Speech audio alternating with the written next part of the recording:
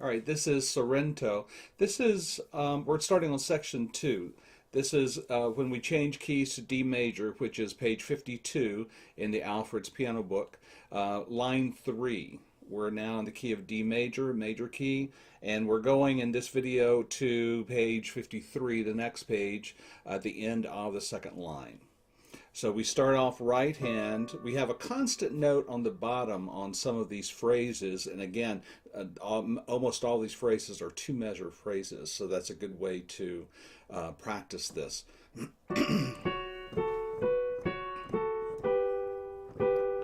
So we have the first two measures in this section, and the melody is carried on top.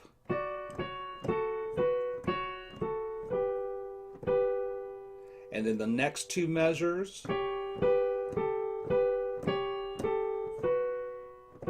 I've always found it a little strange when we have a constant note in one finger and a moving note in the rest with the rest of the hand.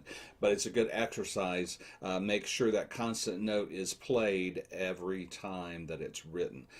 We tend to initially maybe hold the note over and be lazy about it, but it needs to be played every time.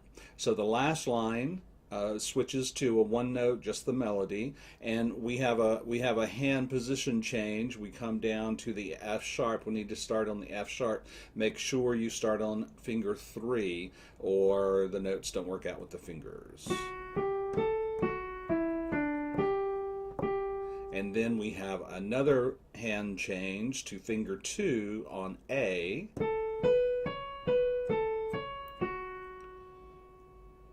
Then the top of the next page, page 53, we have a couple of measures that are the same as before.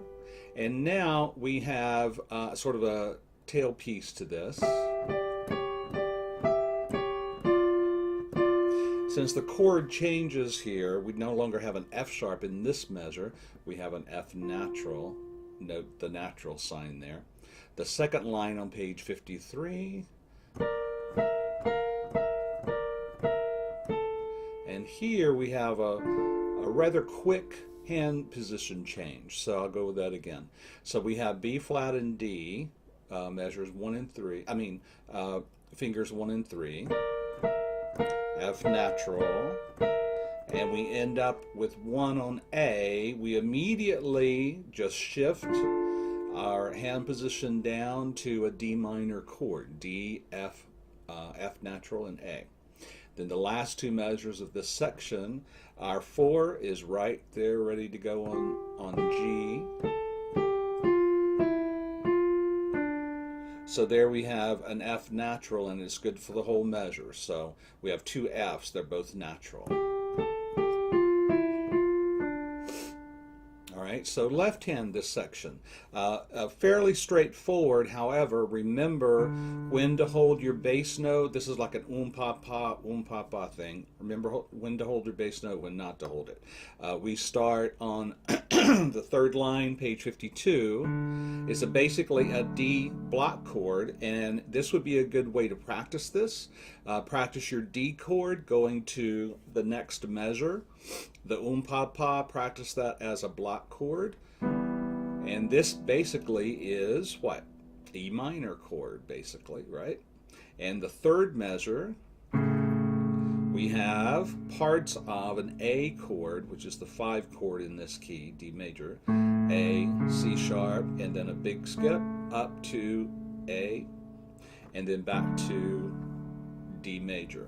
Practice those going from each chord to the next. Then it will be much easier to put them in the pa pa rhythm.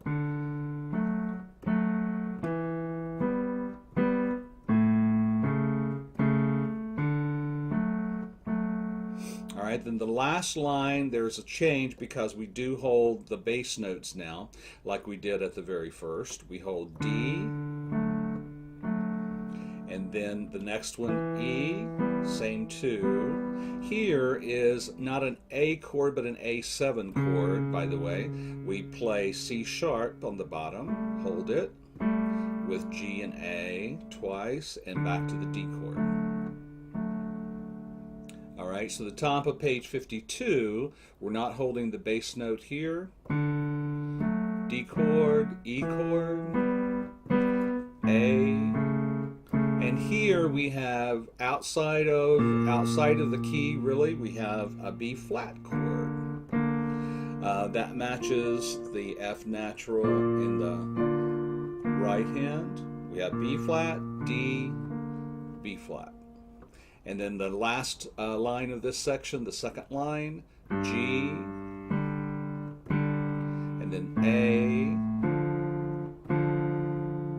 and then A, and then this chord changes, so we need to have a hand change. Now, I can show you an easy trick. They don't want you to do it here, but if you want to try this, that's fine. I like to combine stuff and do two notes with my thumb sometimes. Here, you can do it, and it's not even a mistake. See that?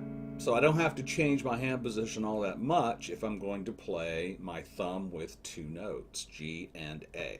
And that's only one chord, so otherwise you would have to do sort of a major hand change. You can do either one you want. The book calls for the major hand change, more major hand change. And I do it that way, so you change your hand, or you can do it my way.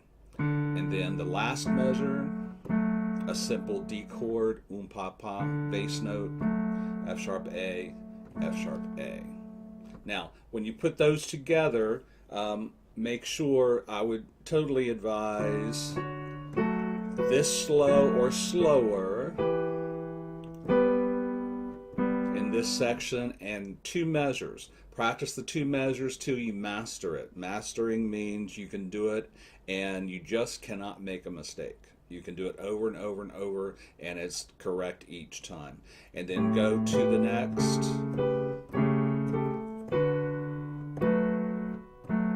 And then put those together for that section. All right. And if you want to listen to the demo, you can hear that section with both hands again. And this is section 2 of Sorrento.